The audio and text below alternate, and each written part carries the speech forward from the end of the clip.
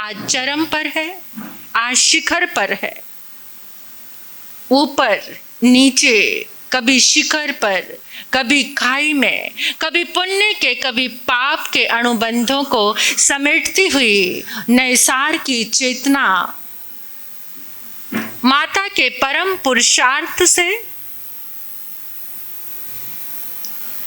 एक अद्भुत संकल्प का जागरण कि मैंने पूरे विश्व को सुखी करना है, शासन रसिक करूं सकल विश्व, ये हम सभी को भावना भानी है। ये पूरा शासन परमात्मा का रसिक हो जाए, ऐसे दिव्य संकल्प को लेकर नैसार की चेतना ने नंदन के भव में 11,59,000 मास खमन की आराधना और उसमें निरंतर जागरूकता के साथ 20 बोल तीर्थंकर गोत्र के उन समस्त बोलों की आराधना की। और वहां से वो तड़प प्रारंभ हुई थी जिस समय आदिनाथ भगवान के समोशरण को देखा, तीर्थंकर के उस दिव्य वैभव को देखकर, समोशरण की रचना को देखकर, आदिनाथ भगवान को स्फटिक सिंहासन पर देखकर मरीचि के मन में भाव जागा, मुझे भी तीर्थंकर का वैभव चाहिए। और वहां से शुरुआत हुई। तीर्थंकर भक्ति ही जीवन को रुचिकर लगी। वो बहुत आसान है, भक्ति का जो मार्ग है वो सबसे ज्यादा सरल है। कहीं पर कैसी भी अवस्था में आप परमात्मा से जुड़ सकते हैं। ज्ञान और क्रिया वो एक तरफ रह जाते हैं और भक्ति की प्रकाष्ठा शिखर पर पहुंच जाती है।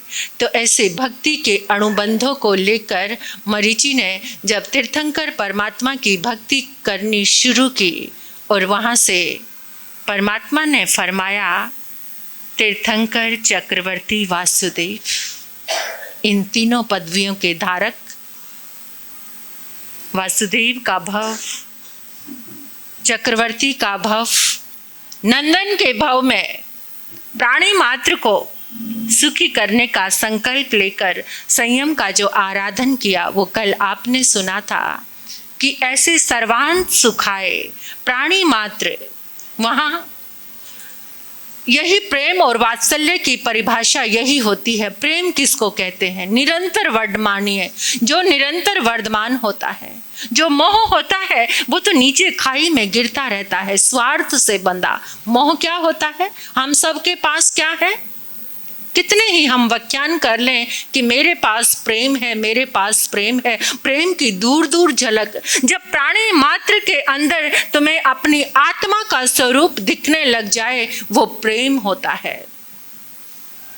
वही वात्सल्य का भाव। सब चीजें किसको चाहिए? जो मेरा है, जो जिसके साथ मोह बंधा हुआ है, उसके लिए उसके पास सब होना चाहिए।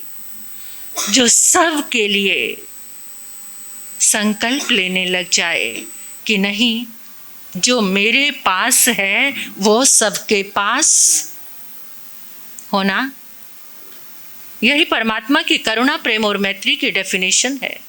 क्या?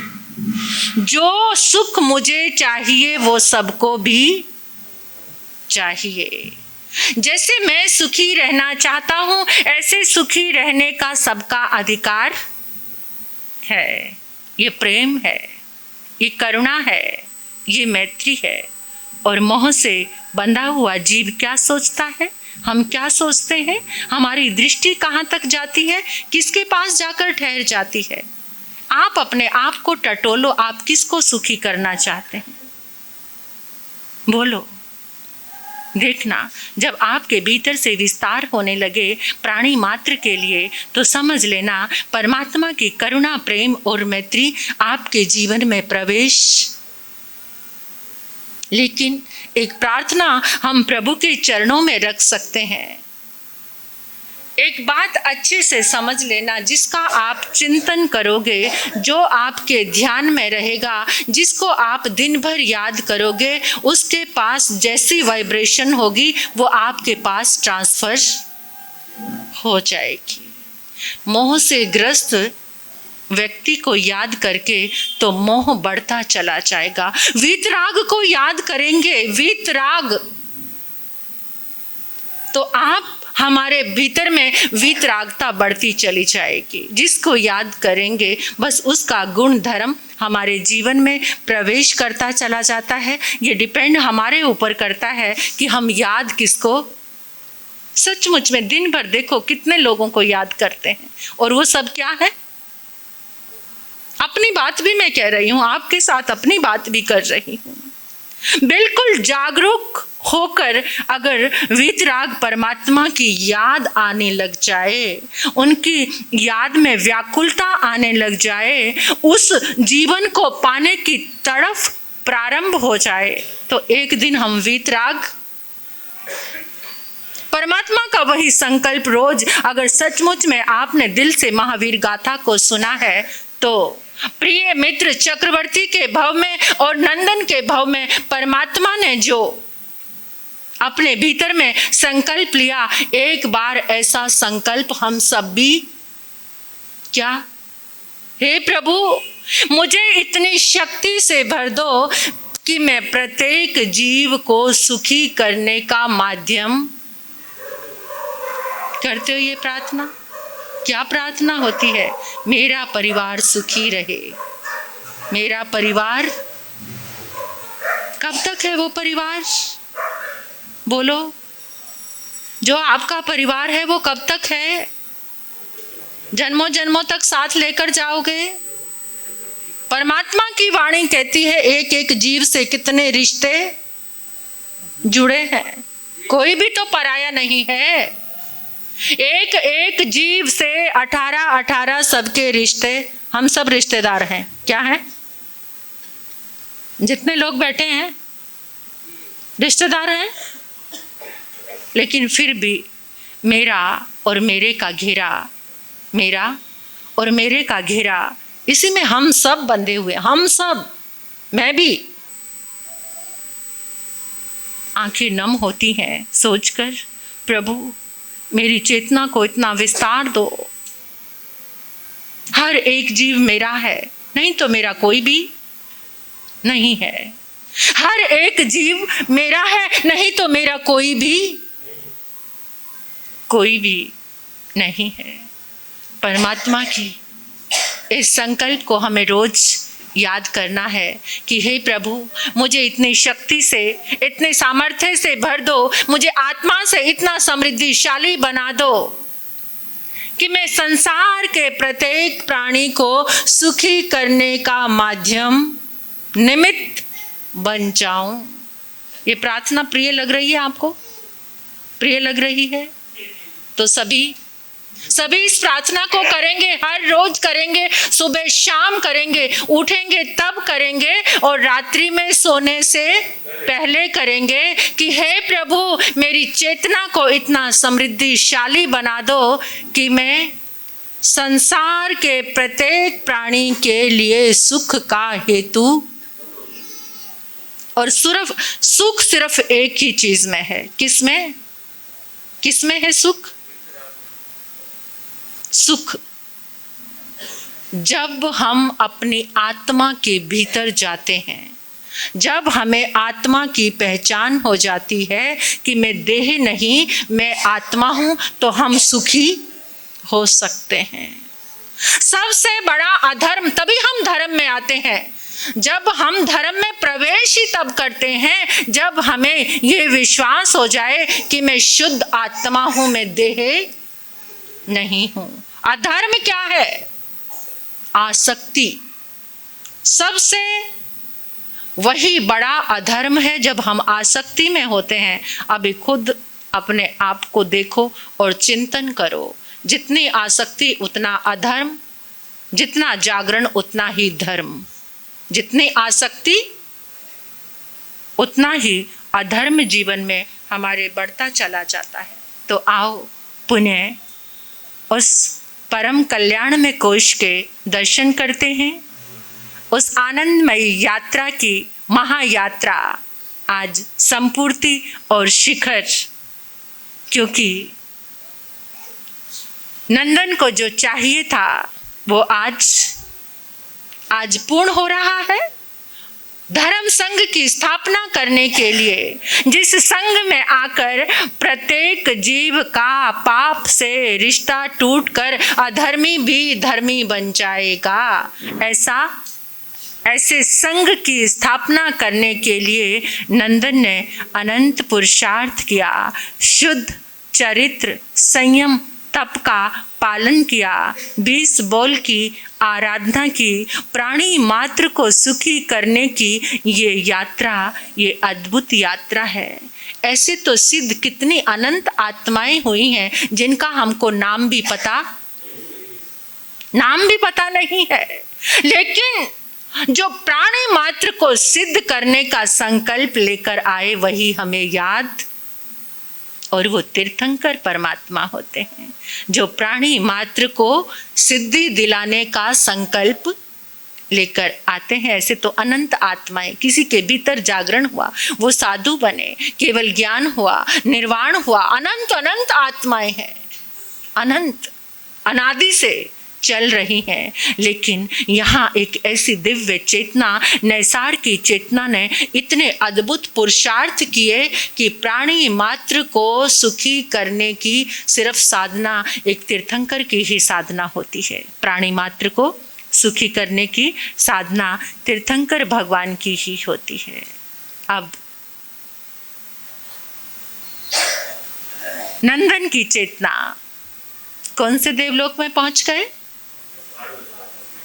10वें देवलोक, प्राणत देवलोक में।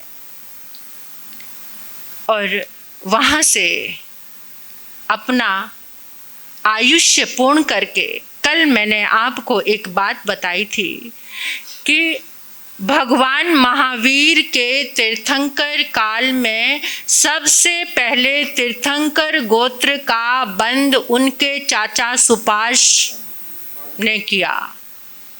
अभी भगवान का जन्म नहीं हुआ, क्योंकि भगवान के माता पिता, प्रभु के माता पिता पार्श्वनाथ भगवान की आमना को स्वीकार करते थे, और उधर माता त्रिशला के जो पिता थे, यानी चेटक राजा और त्रिशला माँ, ये क्या थे? बहन भाई। चेटक राजा का वर्णन आता है ना भगवान महावीर के जो श्रावकों में, चेटक राजा वो त्रिशला माँ के भाई थे। तो चेटक राजा, उनके पिता, वो सब भगवान पार्श्वनाथ की परंपरा को फॉलो कर रहे थे, यानी उसके वो श्रावक श्राविका थे। लेकिन जिस समय भगवान पार्श्वनाथ ने कहा कि कुंडलपुर के राजा सिद्धार्थ और रानी त्रिशला की कुक्षी से 24वें तीर्थंकर भगवान का जन्म होगा, जब ये अनाउंसमेंट हुई तो इसे सुपार्श, यानी राजा सिद्धार्थ के छोटे भाई सुपार्श, वो भी सुन रहे थे। जैसे ही सुना मेरे भाई के घर में मेरी भाभी की कुक्षी से 24वें अवतार तीर्थंकर भगवान का जन्म होगा, उसी दिन से वो उन सपनों में लीन रहने लगे। मेरे घर का आंगन, मेरी भाभी की कुक्षी, मेरे भैया का घर, ये दोनों एक तीर्थंकर के माता पिता बनने का दिव्य सौभाग्य प्राप्त करेंगे। ओ हमारा कुल, मेरे भगवान, मेरे प्रभु, क्योंकि तीर्थंकर भक्ति उनके अंदर समाई थी, और भगवान महावीर के जन्म से पहले ही वो तीर्थंकर भक्ति करने लगे। और रोज आकर भाभी से कहते, भाभी आपकी देह मंदिर होने वाली है, आपकी देह मंदिर बनने वाली है। भाभी मैं इन आंखों में देखूंगा तो इन आंखों में मुझे भगवान नजर आएंगे, आपके हर बोल मेरे परमात्मा के बोल होंगे। क्योंकि जब माँ कि कुक्षी में कोई जीव आता है तो उसकी लेशा माँ के शब्दों से, माँ के क्रियाकलापों से, माँ के हाव भावों से प्रकट होने लगती है। और रोज सुबह उठकर सुपार्श त्रिशला माँ के पास जाते हैं और कहते हैं, भाभी मेरे भगवान को कब लेकर आ रही हो, कब आएंगे मेरे प्रभु?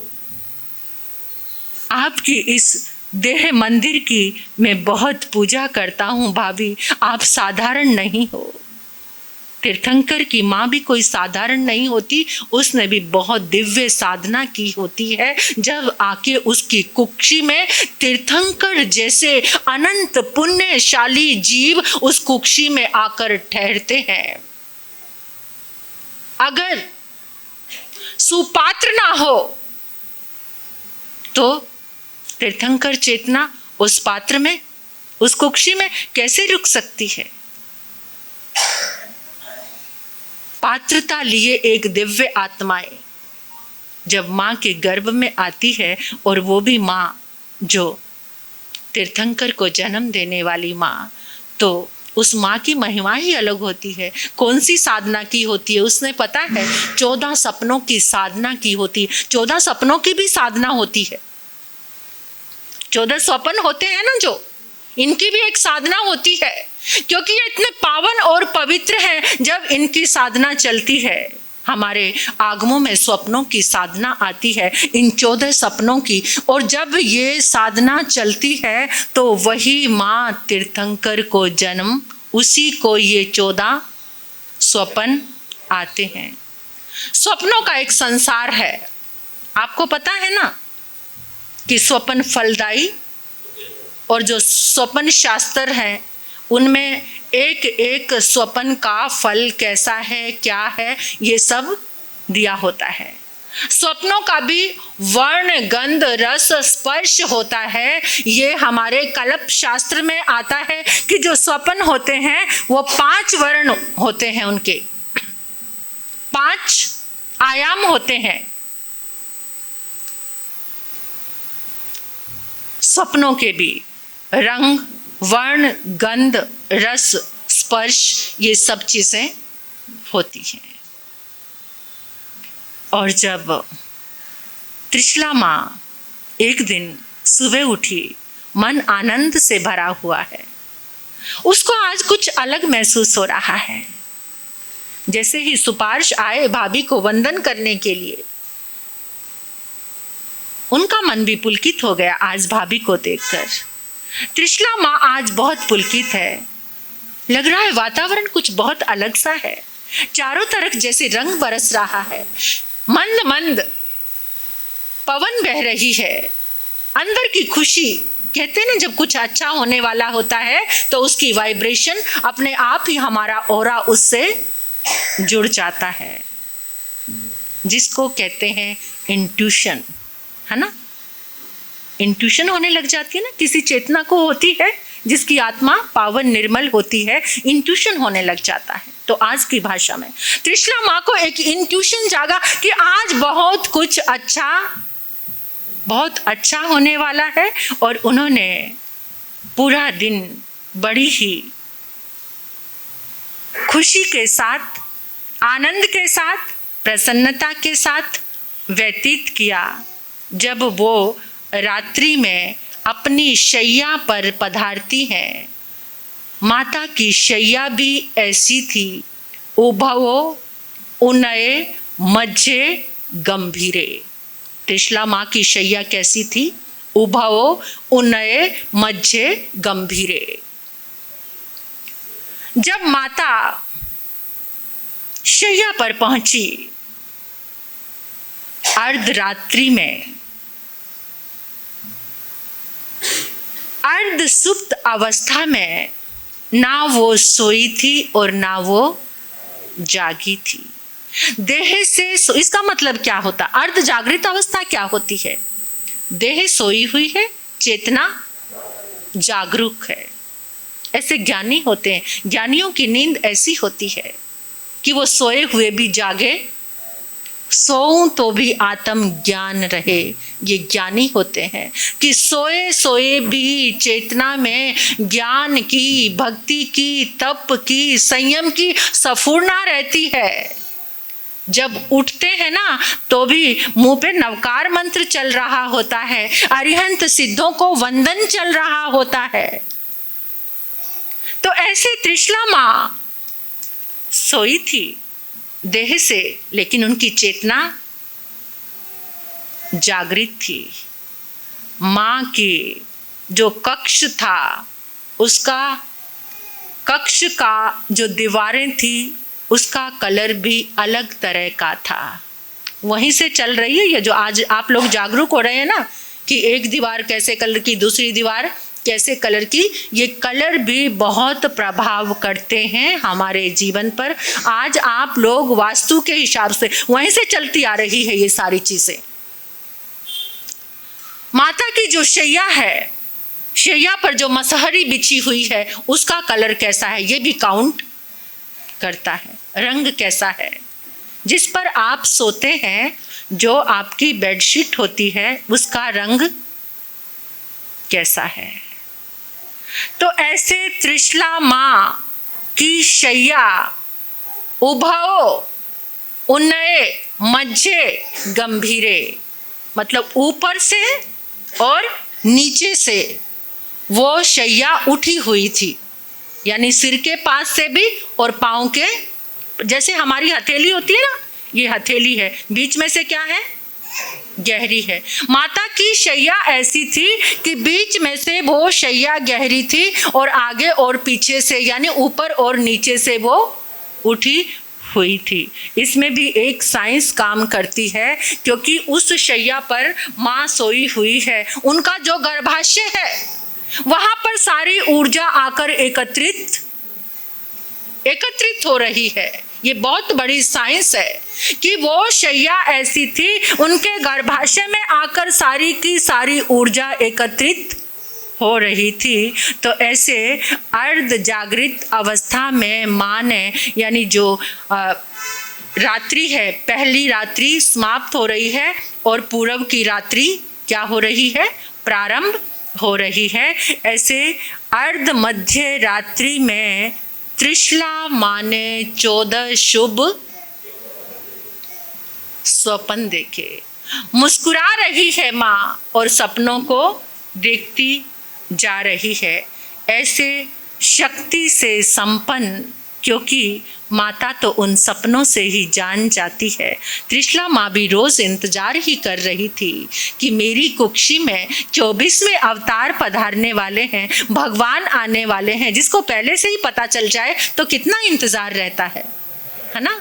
आपको पहले से ही पता चल जाए कि विदेश में आपका बेटा है, 1 महीने पहले ही वो बता दे कि पापा मैं उस दिन, तो आपको हर रोज, ये छोटा सा संसार है, इस संसार की बात कर रही हूँ। और जिसको ये पता चल जाए कि मेरी कुक्षी में प्रभु आएंगे, क्या अद्भुत चिंतन होगा माँ का, क्या अद्भुत सौभाग्य होगा। त्रिशला माँ ने पहले स्वप्न में ऐरावत हाथी को देखा। स्वप्न शास्त्री जो हैं, उन्होंने हाथी को बहुत मंगल माना है, और वैदिक धर्म में तो उसको गणपति का रूप भी किसका मानते हैं ना, हाथी को गणपति का प्रतीक भी मानते हैं। यानी जन्म लेने वाला जो शिशु है वो गंभीर मंगल में हाथी के समान अनंत गुणों से, ऐरावत हाथी के समान जो इंद्र का हाथी होता है। दूसरे में श्वेत वृषभ यानी सफेद बैल को, वृषभ धर्म का प्रतीक है। ऐसे श्वेत वर्ण यानी जो पुत्र होगा वो शुक्ल ध्यान का प्रतीक होगा। तीसरे सपने में मां ने केसरी सिंह को देखा। इसका मतलब है जो पुत्र होगा वो सिंह के समान पराक्रमी होगा। चौथे स्वप्न में मां ने लक्ष्मी को देखा। तीनों लोकों की समृद्धि का जो स्वामी बनेगा, ऐसा परम तेजस्वी पुत्र होगा। पांचवें स्वप्न में माला को देखा। माला युगम यानी माला की जोड़ी देखी। तो इससे है कि सभी के लिए वो अर्चनीय होगा, वंदनीय होगा, परम मान सम्मान को प्राप्त करने वाला होगा। छठे स्वप्न में माता ने चंद्र देखा, चंद्रमा को देखा। जगत के जीवों के पाप तापों को मिटाने वाला होगा, सौम्यता देने वाला होगा, शीतलता देने वाला होगा, यानी चांद की चांदनी जैसा धर्म का शीतलता में प्रचार और प्रसार करने वाला होगा। सातवें स्वप्न में माँ ने सूर्य को देखा, अज्ञान रूपी अंधकार को, जैसे सूर्य के उदय होते ही अंधकार मिट जाता है, ऐसे ही ये पुत्र रत्न अंधकार को, अज्ञान के अंधकार को मिटाने वाला बनेगा। आठवें स्वप्न में माता ने ध्वजा देखी, धर्म ध्वजा, लहलाती हुई धर्म ध्वजा, यानी पुत्र रत्न धर्म की ध्वजा को पूरे तीनों लोकों में फहराने वाला होगा। फिर माँ ने कलश देखा, समस्त रिद्धियों और सिद्धियों को के अमृत को धारण करने वाला कौन होता है? कलश। अमृत किस में डाला जाता है? कलश। रिद्धि और समृद्धि का प्रतीक क्या है? कलश। यानी सब तरह की रिद्धि और समृद्धियां, ये वाली नहीं जो हमको चाहिए, वो रिद्धि समृद्धि, मोक्ष की लक्ष्मी, मोक्ष की रिद्धि समृद्धि से संपन्न होगा, उसको धारण करने वाला होगा। फिर माता ने देखा पद्म सरोवर, सरोवर में भांति भांति के सभी तरह के नैनों को अच्छे लगने वाले कमल खिले हुए हैं, यानी धर्म के कमल पूरे संसार में खिलाने वाला होगा। फिर माता ने समुद्र देखा, सागर के समान धीर गंभीर ज्ञान दर्शन से रतन राशियों का वो स्वामी होगा। फिर माता ने विमान देखा, विमान देवों के लिए भी जो वंदनीय और अर्चनीय, क्योंकि विमान में कौन बैठते हैं? देव।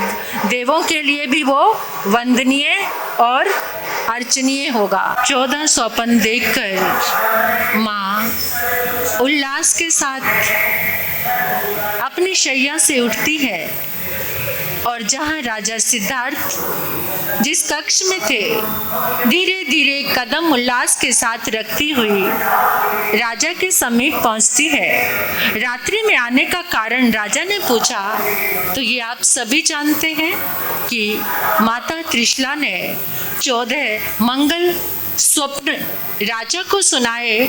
राजा हर्ष विभोर हो गए और सुबह उठकर ज्योतिषी को बुलाया। अनुमान तो सबको ही पता था तीर्थंकर का आगमन होगा, लेकिन फिर भी ज्योतिषी के मुख से भी सुनना चाहते थे। तो पता चला कि चारों दिशाओं को लौकित करने के लिए, तीनों लोकों को प्रकाशित करने के लिए विमल भानु माँ त्रिशला की कोख से उदित होंगे। ऐसे माता त्रिशला अनेकों तरह की धार्मिक, ऐतिहासिक, लोकपर्क कथाओं से अपने गर्भ का पालन करने लगी। 3 महीने बीते हैं तो माँ को एक दोहद उत्पन्न होता है। क्या? मेरे पति इंद्र को पराजित करें। राजा सिद्धार्थ इंद्र को पराजित करें और जो इंद्राणी के कुंडल हैं वो लेकर मुझे प्रदान करे, मैं वो कुंडल पहनना चाहती हूँ। ऐसा बहुत ही अलग तरह का दोहद है। अब ऐसा संभव हो सकता है कि राजा सिद्धार्थ इंद्र को पराजित कर दे? इसलिए रानी ने वो दोहद किसी को भी बताया नहीं, अंदर ही अंदर रख लिया। और कहते हैं कि जब माँ अपना दोहद प्रकट नहीं, अपना संकल्प प्रकट नहीं करती तो वो चिंताग्रस्त हो जाती है।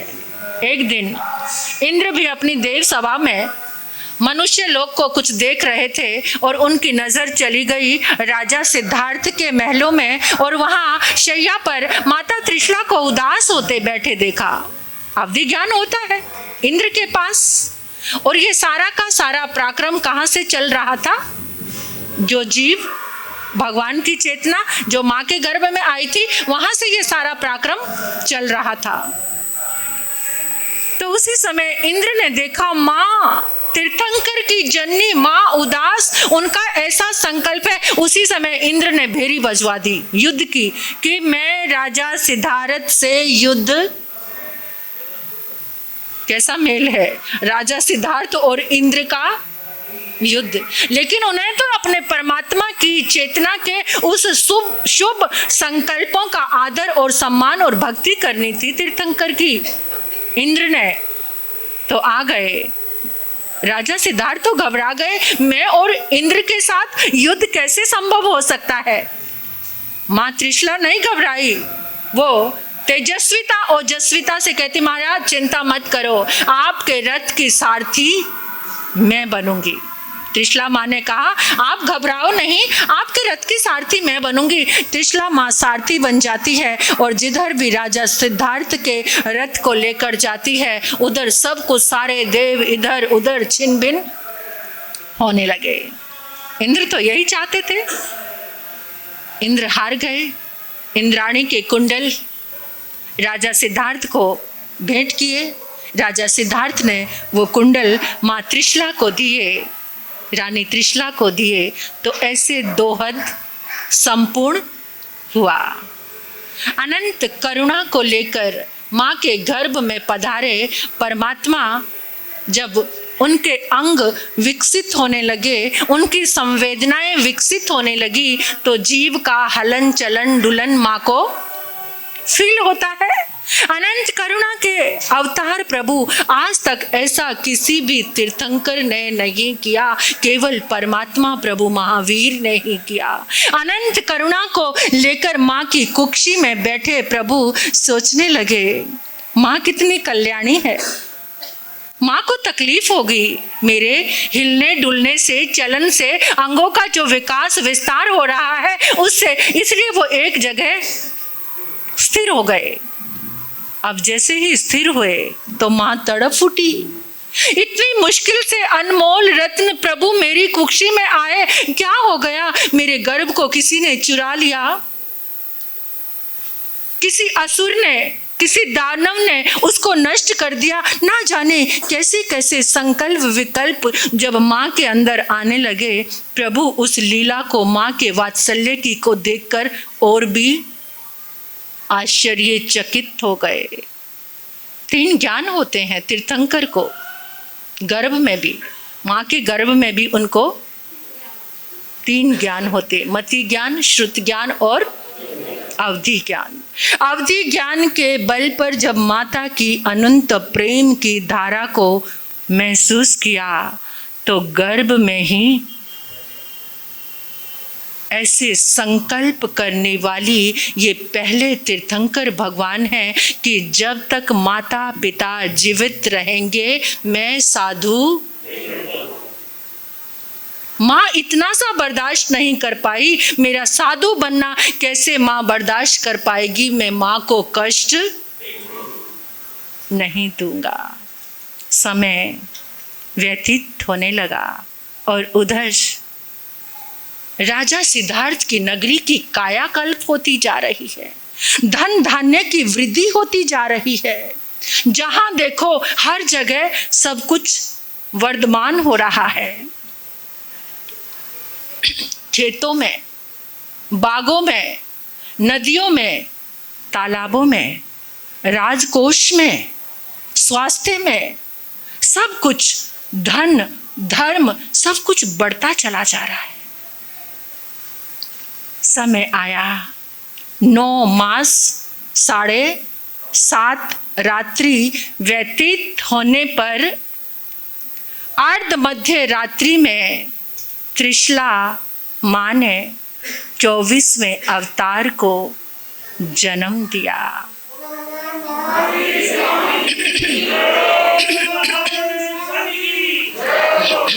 वीर जन्मे महावीर जन्मे, जन्मे कुंडलपुर गाँव में। वीर जन्मे महावीर जन्मे कुंडलपुर गाँव में। त्रिशला के घर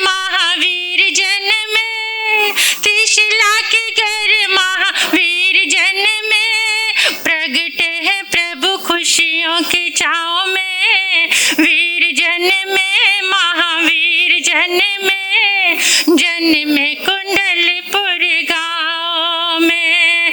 वीर जन्मे महावीर जन्मे कुंडलपुर गाँव में। त्रिशला के घर महावीर जन्मे, त्रिशला के घर त्रिशला के घर महावीर जन्मे, त्रिशला के घर महावीर जन्मे। प्रगट है प्रभु खुशियों की छाँव में। वीर जन्मे महावीर जन्मे कुंडलपुर गाँव में। माँ त्रिशला के गोदी में प्रभु चैत सुदी तेरस उत्तरा फाल्गुनी नक्षत्र, चैत सुदी तेरस अर्ध मध्य रात्रि में उत्तरा फाल्गुनी नक्षत्र की पावन वेला में सारे जग को आलोकित करने वाले, तीनों लोकों के अंधकार को मिटाने वाले, धर्म तीर्थ की स्थापना करने वाले 24वें अवतार का जन्म। आओ कुंडलपुर में चलते हैं, देखते हैं उस दिव्य नजारे को। कैसा दिव्य नजारा! माँ की कुक्षी धन्य। नमो तुभ्यम रयण कुक्षी धारिये, नमो तुभ्यम रयण कुक्षी धारिये, नमो तुभ्यम तिथ्यरा महुयाए। तीर्थंकर की माता रतन कुक्षी त्रिशला माँ को कोटि कोटि वंदन। ऐसे सामर्थ्यवान राजा सिद्धार्थ को हमारे कोटि कोटि नमन। जैसे ही राजा सिद्धार्थ को दासी प्रियम वदान है, सिर्फ 2 लाइनें सुनने की बात है, फिर वापस हम उस नजारे को देखेंगे कि जिस समय दासी प्रियम वदा राजा सिद्धार्थ के पास पहुंचती है संदेश देने, महाराज धन्य हो धन्य हो धन्य हो, आपके घर में पुत्र रत्न का जन्म हुआ है। जैसे ही राजा ने सुना, अपने गले का करोड़ों का हार उतार कर दासी को देकर कहा, क्योंकि उस समय कौन सी प्रथा चलती थी? दास प्रथा, दासी प्रथा। उसी समय राजा सिद्धार्थ ने हार देकर कहा, आज से तुम इस दासी प्रथा से जीवन संग्राम का वो पुरोधा जिसका पहला कदम दासी प्रथा को मिटाने का हुआ, जन्म लेते ही दासी प्रथा को मिटा दिया। और उसी समय राजा सिद्धार्थ ने सुबह प्रातःकालीन वेला में कहा कि जितने भी बंदी गृह में जितने भी बंदी हैं, सबको आजाद। स्वतंत्रता का वो पुरोधा सेनानी सबसे पहले आते ही स्वतंत्रता का बिगुल बजा दिया। जो भी बंदी थे सबको मुक्त। ऐसे तीर्थंकर की चेतना होती है। और उधर बाजारों में घी, तेल, किराना जो भी सामग्रियां हैं, सब एकदम इतनी सस्ती हो गई कि खुले हाथों आकर लोग खरीद रहे हैं। राजा ने सब कुछ सस्ता कर दिया कि आओ और सब भर भर के लेकर जाओ। यहाँ से एक संदेश मिलता है, असंग्रहकर्ता का पदार्पण दुनिया में। जो कुछ संग्रह था उस सब को बांटना शुरू करवा दिया। असंग्रहकर्ता का जन्म हो गया है। अपरिग्रह को दुनिया में दिव्य दान देने वाले परमात्मा का जन्म ही। और उधर राजा ने कहा, जितने भी चौरस्ते हैं, गली बाजारों में, सड़कों पे शीतल शीतल जल का छिड़काव,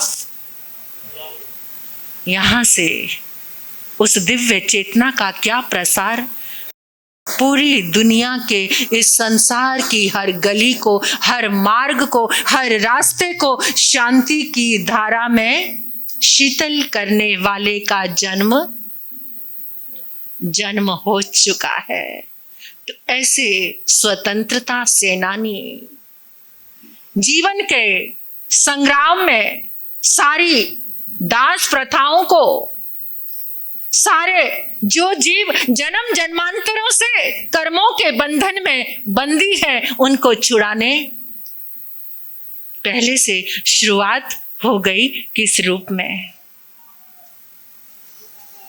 ऐसे दिव्य उत्सव कुंडलपुर की गली गली में है, बाजारों में है, आसपास के गांव में है, जहां जहां पता लग रहा है 24वें अवतार का और जन्म हुआ, तो नरकों में त्रियंच यानी इस धरती के जितने भी जीव हैं, उस 2 घड़ी के लिए सब परम शांति की धारा में। यही शांत राग रुचु भी परमाणु भीष्म निर्मापित स्त्री भुवने क्लल्लाम भूत तावंत एव खलुते पैर्णव्य पृथ्व्यांग यति समान प्रंग नहीं रूपमस्ति। यह शांत राग रुचु भी इस पूरे तीनों लोकों में जितने भी शांति के पुद्गल थे, उन शांति के सब पुद्गलों से तीर्थंकर के देह का निर्माण होता है। और अनंत पुण्य को, अनंत शांति को लेकर जब वो चेतना, चाहे वो च्यवन कल्याणक है, गर्भ कल्याणक है, जन्म कल्याणक है, उन सारे 5 के 5 कल्याणक में क्या होता है?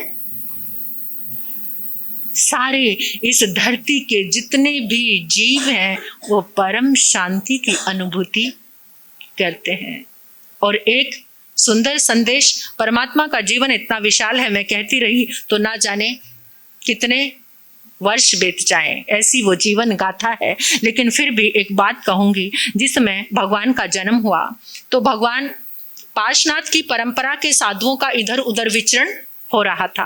उस समय 2 जंगाचरण मुनि थे, संजय और विजय था उनका नाम। तो वो किसी तत्व को लेकर बहुत संशय में थे। एक तत्व को लेकर उनकी गुत्थी नहीं सुलझ रही थी, वो बहुत संशय में थे। तो वो राजा सिद्धार्थ के महलों में आते, जंगाचरण मुनि थे, जांग पे हाथ रखा और आकाश में उड़ गए। तो ऐसी लब्धि थी उनके पास। जब उनको पता चला कि 24वें अवतार का जन्म हुआ है, तो वो भी राजा सिद्धार्थ के महलों में आए। और जब महलों में आए, जैसे ही उन्होंने परमात्मा को देखा, उसी समय उनकी सारी शंका का समाधान हो गया। तो उस समय उन्होंने कहा, सिद्धार्थ राजा, तुम्हारे इस पुत्र को हम सन्मति नाम देते हैं। कौन सा नाम? सन्मति। सन्मति भगवान महावीर की। तो उनका नाम सन्मति दिया, यानी जिनको देखने मात्र से ही यहाँ सन्मति का जागरण हुआ और सारे संशय दूर हो गए।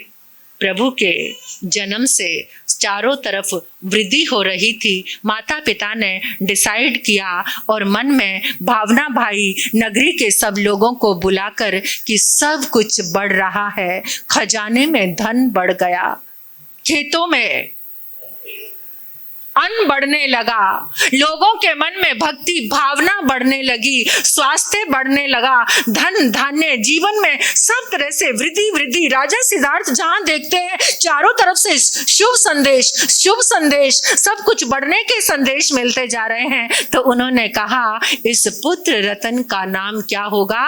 वर्धमान होगा। बोलिए वर्धमान भगवान महावीर, वर्धमान भगवान महावीर। तो ऐसे हमारे वर्धमान आज इतनी करुणा को लेकर उनका जन्म हुआ। वो कितने समय तक करुणा बरसाते रहे, निर्वाण तक प्रभु की करुणा बरसती रही। हर जगह वहां पहुंचे, जो जीव कषायों और दर्दों का सताया हुआ था, चंड कौशिक कषायों की अग्नि का सताया जीव था, शूलपाणी यक्ष कषाय का सताया हुआ था, करुणा बरसा दी, बदल दिया। और संगम के ऊपर कितना उपकार किया प्रभु ने। जो कष्ट दे रहा उसी के लिए रोने लग गए, उसी के लिए आंखों से आंसू बहने लगे। ऐसे मेरे परम पिता परमात्मा प्रभु महावीर को हमारे अनंत अनंत वंदन है। इतनी करुणा थी। भाई ने रोका, माता पिता चले गए। भैया वर्धमान, मुझे छोड़कर मत जाओ, मैं अभी माता पिता के जाने को भूला नहीं हूँ। उस चोट से ही मेरा अंतर इतना आहत है। वर्धमान, तुम चले गए तो मेरा क्या होगा? 2 साल के लिए मेरे भाई मेरे लिए, अपने नंदीवर्धन के लिए रुक जाओ। तीर्थंकर की चेतना, वो पुरोधा 2 साल के लिए अपने भाई के लिए रुक जाते हैं। ऐसी अनंत करुणा बरसाने वाले आप सोचो, आज दिल से प्रार्थना करो, भीग कर क्या प्रार्थना करो, भगवान के जैसी क्षमा, करुणा, प्रेम, मैत्री हमारे भीतर प्रवेश करे, मेरे भीतर प्रवेश करे, आप सबके भीतर प्रवेश करे। अनंत क्षमा। हम तुरंत रिप्लाई करते हैं, इतने कड़क होकर, इतना हर्ष बोलते हैं सबको, इतना कड़क बोल देते हैं, दिल को छलनी करने वाले शब्द बोल देते हैं। तो हमारे भीतर भगवान की करुणा, प्रेम और मैत्री का, दिल से बोल रही हूं ये बात, मैं कोई व्याख्यान नहीं दे रही आपको, कोई व्याख्यान नहीं दे रही, मैं दिल से बोल रही हूँ ये बात कि मेरे प्रभु की क्षमा हम सब के जीवन में अनंत क्षमा थी। संगम हर रोज सता रहा था। कितने उपसर्ग देता था रोज? 20 देता था रोज। और जब वो जाने लगा ना तो प्रभु रोने लगे। जो तूने निर्माण कर लिया 6 महीनों में, उस नरक की वेदना को कैसे भोग पाएगा? उस वेदना को मैं अपने ऊपर महसूस कर रहा हूं, मुझे रोना। संगम ने पूछा था, क्यों रोने लगे? उस वेदना का, जो मैंने चोटें दी हैं उसका दर्द अब हो रहा है। ये मेरे प्रभु हैं, ये मेरे प्रभु महावीर है, अनंत करुणा के सागर हैं। उस करुणा के झरने को, उस करुणा के विशाल महोदधि को, क्षीर सागर को, स्वयंभू रमण को हर रोज याद करो। उस स्वयंभू रमण को हर रोज याद करो। बड़ी लासानी है महावीर कथा, सुनने से जिसके आए बहार, जीवन बन जाए गुलो गुलजार। सुनने से जिसके आए बहार, जीवन बन जाए गुलो गुलजार। बड़ी लासानी है महावीर कथा, सुखों की रवानी है महावीर कथा, सुखों की रवानी है महावीर कथा। आओ अपने हृदय को, अपनी नजरों को, अपनी संपूर्ण चेतना को लेकर कुंडलपुर चलते हैं। कुंडलपुर में बधाइयां बज रही है।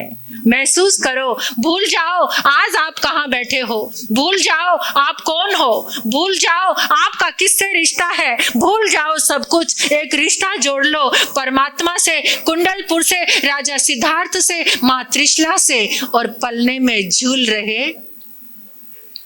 ओ बज कुंडलपुर में बधाई, ओ बज कुंडलपुर